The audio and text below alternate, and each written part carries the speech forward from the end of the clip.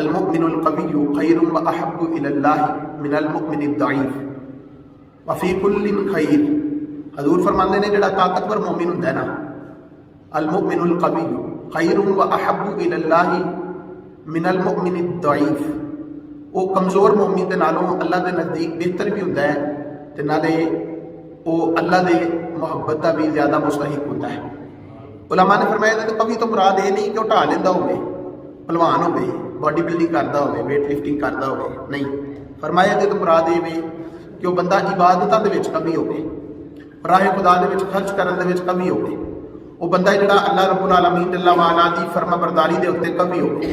علماء نے لکھا فرمایا القوی ای فی الاعتقاد باللہ والثقۃ بہ. فرمایا قوی تو مراد ہے کہ اللہ تعالیٰ تے ایمان جڑا مضبوط رکھدا ہوئے، دا توکل بڑا مضبوط ہوئے، والصبر علی الطاعۃ، اللہ دی اطاعت دے اوتے صبر انہوں نصیب ہوئے، وہ کدی بھی اپنا صبر توڑتا نہ ہوئے. وفی قوت العزائم علی الخیر، اور او دے جڑے عزم نے، او دے جڑے ارادے نے وہ چنگے ہو. وتقویت الدین بالجہاد والامر بالمعروف ونحو ذلک، اور فرمایا دین دی تقویت دے واسطے جہاد بھی کرتا ہوئے، نیکی دی دعوت بھی دیتا ہے تے برائی تو منع بھی کرتا ہو.